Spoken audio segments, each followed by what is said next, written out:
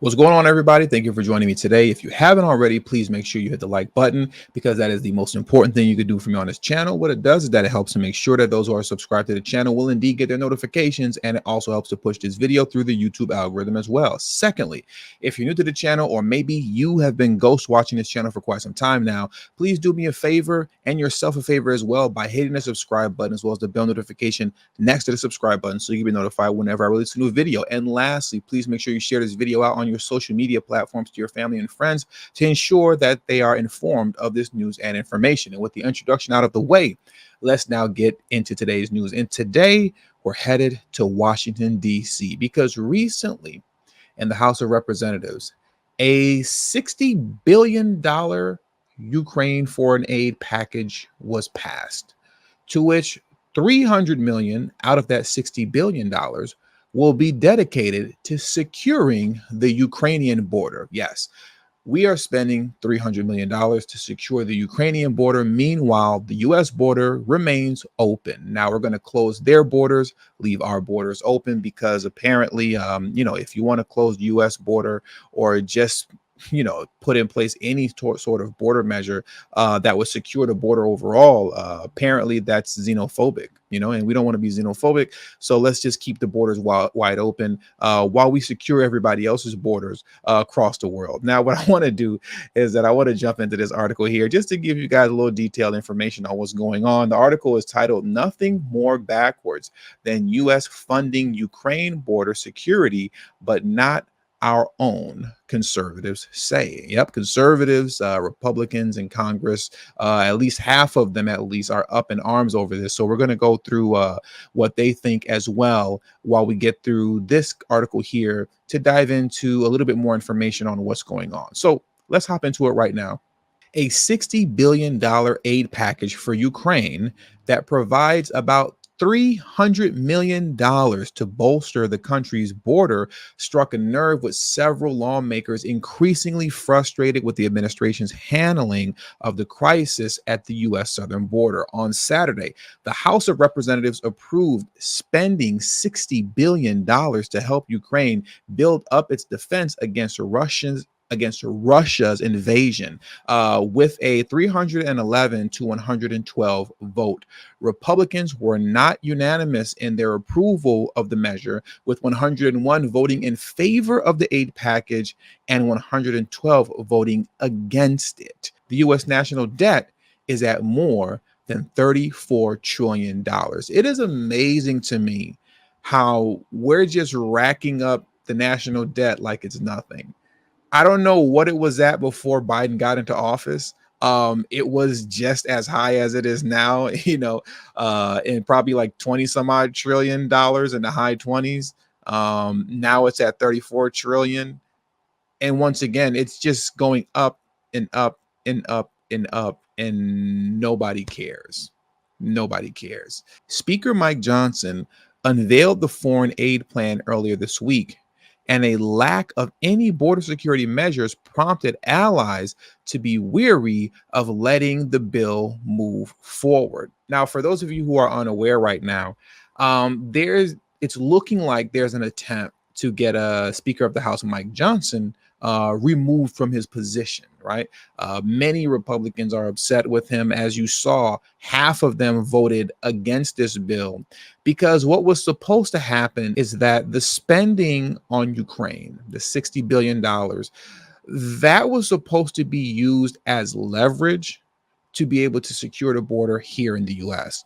So any bill that was going to be passed that had to do with sending money to Ukraine, what was supposed to be tied in is measures, money, and so forth that would secure our border here in the US.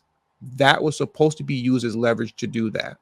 But now what has happened is that Mike Johnson has pushed forward with this bill that doesn't include any border security measures in the US, but essentially gives the Democrats what they want as it pertains to Ukraine foreign spending, right? So he basically threw the leverage out the window.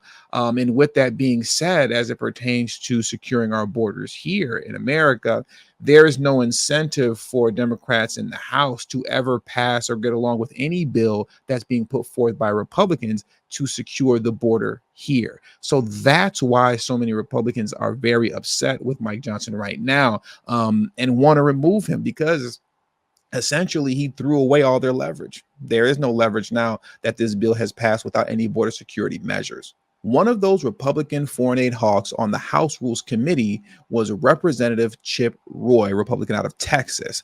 The House Rules Committee is the final barrier before a piece of legislation moves to the House floor for a vote. After the vote, Roy and others turned to social media platform X to express their discontent with the foreign aid packages. Now, let's get into what some of these guys had to say concerning how upset they are. Now, Chip Roy stated this, and I'll also leave the links to the article that I'm reading from, as well as all of these Twitter accounts that I'm going to read from as well, because I'm definitely not going to read all of this that Chip Roy wrote. Chip Roy was so upset, he wrote a whole book. I'm not reading all of that, Chip, but what I will read is the first two paragraphs, and it reads as such. He said, "Today, I voted no. These bills were brought forward under a contrived process to achieve a predetermined outcome, a $100 billion unpaid for foreign aid package, while failing to secure the border. For months, House Republicans, specifically Speaker Mike Johnson, have been unequivocal that we would not send billions in additional aid to Ukraine without securing our own border first. This package represents a complete reversal of a position that previously unified the Republican conference, despite the clear and present danger the southern border represents to U.S. national security." And that's what I was discussing earlier. Mike Johnson essentially threw out whatever little leverage that the Republicans felt they had as it pertains to securing the border. And that's why at least half of them, it's looking like at this point, want to get rid of Mike Johnson. Now let's get into what Congressman Ben Cline had to say. And I'll zoom in a little bit so we can see it better.